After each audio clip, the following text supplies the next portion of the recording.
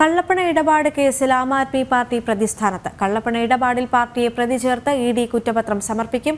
രാജ്യത്തിന്റെ ചരിത്രത്തിലാദ്യമായാണ് ഒരു രാഷ്ട്രീയ പാർട്ടിക്കെതിരെ അഴിമതി കേസിൽ കുറ്റപത്രം സമർപ്പിക്കപ്പെടുന്നത്. വിവരങ്ങളുമായി ഐസൻ ജോസ് നാഷണൽ ഡെസ്കിൽ നിന്ന് ചേരുകയാണ്. ഐസൻ, നമുക്കറിയാം മദ്യനയ അഴിമതി കേസിൽ ഉൾപ്പെടെ അരവിന്ദ് കെജ്രിവാൾ കസ്റ്റഡിയിലായതിനെ തുടർന്ന് വളരെയധികം ഒരു നാണക്കേട് തന്നെയാണ് AAPക്ക് ഉണ്ടായിരിക്കുന്നത്. ഈ ഒരു സാഹചര്യത്തിലാണ് ഇത്തരത്തിലൊരു സംഭവം കൂടി ഉണ്ടായിരിക്കുന്നത്. എന്തൊക്കെയാണ് വിശദാംശങ്ങൾ?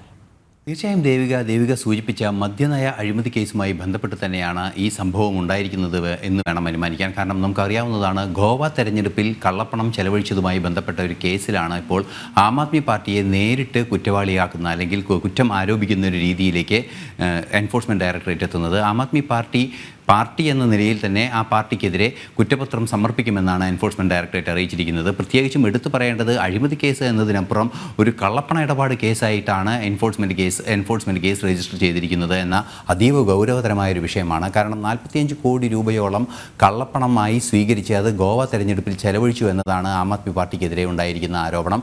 ഈ ആരോപണത്തിൻ്റെ അടിസ്ഥാനത്തിൽ FIR സമർപ്പിക്കുന്നതും മറ്റൊരു പ്രത്യേകതയായി തന്നെ കണക്കാക്കപ്പെടുന്നു. കാരണം ഇന്നുവരെ, അതായത് രാജ്യത്തിൻ്റെ ചരിത്രത്തിൽ ഇന്നുവരെ ഒരു അഴിമതി കേസിൽ മുതിർന്ന നേതാക്കളും അല്ലെങ്കിൽ മറ്റു നേതാക്കളെല്ലാം തന്നെ പ്രതിയാകുന്ന ഒരു സാഹചര്യം ഉണ്ടാകും, അല്ലെങ്കിൽ ഉദ്യോഗസ്ഥർക്ക് പ്രതിയാകുന്ന സാഹചര്യങ്ങൾ പലപ്പോഴുമായി ഭാരതത്തിൽ മുഴുവനും റിപ്പോർട്ട് ചെയ്യപ്പെട്ടിട്ടുണ്ട്. എന്നാൽ ഒരു രാഷ്ട്രീയ പാർട്ടി ഒരു അഴിമതി കേസിൽ പ്രതിസ്ഥാനത്തെത്തുന്നത് അല്ലെങ്കിൽ കുറ്റപത്രം പാർട്ടിക്കെതിരെ സമർപ്പിക്കപ്പെടുന്നത് ഇത് ചരിത്രത്തിലാദ്യമായാണ്. മാത്രമല്ല, ഈ കുറ്റപത്രം സമർപ്പിക്കപ്പെടുമ്പോൾ സ്വാഭാവികമായും ആ കുറ്റപത്രം സമർപ്പിക്കപ്പെടുന്ന കാലയളവിൽ അല്ലെങ്കിൽ ആ കുറ്റകൃത്യം നടന്ന കാലയളവിൽ ആ പാർട്ടിയുടെ നേതൃനിരയിലുണ്ടായിരുന്ന അല്ലെങ്കിൽ അതിൻ്റെ സംസ്ഥാന കമ്മിറ്റി അല്ലെങ്കിൽ ബന്ധപ്പെട്ട കമ്മിറ്റികളുമായി ബന്ധപ്പെട്ട എല്ലാവരും, അതായത് പാർട്ടിയുടെ അധ്യക്ഷൻ മുതൽ കമ്മിറ്റി അംഗങ്ങൾക്ക് വരെ ഇതിൽ നേരിട്ട് ബാധ്യതയുണ്ടാകുമെന്നാണ് നിയമവിദഗ്ധർ പറയുന്നത്. സ്വാഭാവികമായും ഒരു സംസ്ഥാന കമ്മിറ്റിയാണ് ആ കുറ്റകൃത്യത്തിൽ ഏർപ്പെട്ടതെങ്കിൽ ആ സംസ്ഥാന കമ്മിറ്റി അപ്പാടെ തന്നെ, അല്ലെങ്കിൽ തെരഞ്ഞെടുപ്പ് കമ്മിറ്റിയാണെങ്കിൽ കൺവീനറും തെരഞ്ഞെടുപ്പ് കമ്മിറ്റിയും മുഴുവനും ഇത്തരത്തിൽ കുറ്റാരോപിതരാകുന്ന സാഹചര്യം ഉണ്ടാവുകയും ആ കുറ്റാരോപിതരെല്ലാവരും തന്നെ ജയിലിൽ പോകുന്നൊരു സാഹചര്യവും ഉണ്ടാകും.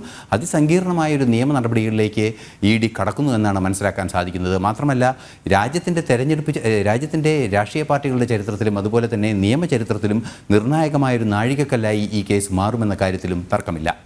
ഐസൻ നേരത്തെ സൂചിപ്പിച്ചതുപോലെ തന്നെ രാജ്യത്തിന്റെ ചരിത്രത്തിൽ ആദ്യമായാണ് ഒരു രാഷ്ട്രീയ പാർട്ടിക്കെതിരെ ഇത്തരത്തിലൊരു അഴിമതി കേസിൽ കുറ്റപത്രം സമർപ്പിക്കപ്പെടുന്നത്. അതുകൊണ്ട് തന്നെ ഇനിയുള്ള തുടർ നടപടിക്രമങ്ങൾ എങ്ങനെയായിരിക്കും? തീർച്ചയായും ദേവിക, തുടർന്നുള്ള നടപടിക്രമങ്ങൾ എന്ന് പറയുന്നത് ബന്ധപ്പെട്ടവരെ ചോദ്യം ചെയ്യുക, അല്ലെങ്കിൽ അത്തരത്തിലുള്ള ചോദ്യം ചെയ്തതിന് ശേഷമുള്ള ഈ കുറ്റപത്ര സമർപ്പണം എന്ന് വരുമ്പോൾ തന്നെ വിചാരണ ചെയ്യുമ്പോഴുള്ള നടപടികളായിരിക്കും. സ്വാഭാവികമായും നമുക്കറിയാവുന്നതാണ്, ഈ കള്ളപ്പണ ഇടപാട് കേസുകൾ നടന്നാൽ കള്ളപ്പണവുമായി ബന്ധപ്പെട്ട് ആ സ്വത്ത് കണ്ടുകെട്ടുന്ന ഒരു സാഹചര്യമുണ്ടാകും.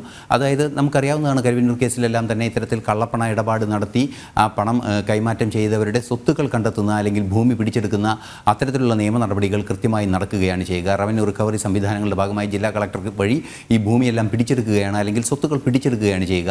തുടർ നടപടികളിലെ ഏറ്റവും പ്രധാനപ്പെട്ട ഭാഗം ഈ കുറ്റകൃത്യത്തിൽ ഏർപ്പെട്ട ഏത് ബന്ധപ്പെട്ട കമ്മിറ്റിയാണോ ആ കമ്മിറ്റിയുടെ ഉടമസ്ഥതയിലുള്ള സ്വത്തുക്കൾ പിടിച്ചെടുക്കുക, ബാങ്ക് അക്കൗണ്ടുകൾ ഫ്രീസ് ചെയ്യുക, അത്തരത്തിലുള്ള നടപടികളിലേക്കായിരിക്കും കാര്യങ്ങൾ ആദ്യം നീങ്ങുക. കാരണം ഈ കള്ളപ്പണം ഇടപാട് മുഴുവൻ നടത്തിയത് നിയമരഹിതമായൊരു പണമിടപാടാകുമ്പോൾ അതിൻ്റെ നിയമപരമായ വലിയ പ്രശ്നങ്ങളിലേക്ക് കാര്യങ്ങൾ നീങ്ങുകയും ചെയ്യും. സ്വാഭാവികമായും ഈ പാർട്ടി സംസ്ഥാന നേതൃത്വത്തെ ഏത് നേതൃത്വമാണ് ഈ കള്ളപ്പണ ഇടപാടിനെ കൂട്ടുനിന്നത് അല്ലെങ്കിൽ അത് ചെയ്തത്, ആ കുറ്റം ചെയ്തത്, അവരുടെ സ്വത്ത് കണ്ടുകെട്ടുന്ന രീതിയിലേക്കൊക്കെ കാര്യങ്ങൾ പരിണമിക്കാനുള്ളൊരു സാധ്യതയുണ്ട്. എന്ന് തന്നെയായാലും ആം ആദ്മി പാർട്ടി ഇത്തരത്തിലൊരു കുഴഞ്ഞുമറിഞ്ഞ കേസിൽ ആദ്യമായി പ്രതിസ്ഥാനത്ത് ഒരു പാർട്ടിയാകുന്നു എന്ന അതിവിചിത്രമായൊരു സാഹചര്യം. ആ പാർട്ടിയാകുന്നു എന്ന് പറയുമ്പോൾ തന്നെ ആ പാർട്ടിയുടെ പ്രോപ്പർട്ടികളിലും മറ്റും ഈ എൻഫോഴ്സ്മെൻറ്റ് ഡയറക്ടറേറ്റിന് നേരിട്ട് നിയന്ത്രണാധികാരം വരികയും അത് പിടിച്ചെടുക്കുന്നതിനും ഫ്രീസ് ചെയ്യുന്നതിനുള്ള നീക്കങ്ങൾ നടത്തുകയും ചെയ്യുന്ന സാഹചര്യം ഉണ്ടാകുകയും ചെയ്യും. അതുതന്നെയായിരിക്കും തുടർ നടപടികളെന്നാണ് നിയമവിദഗ്ധർ ചൂണ്ടിക്കാണിക്കുന്നത്.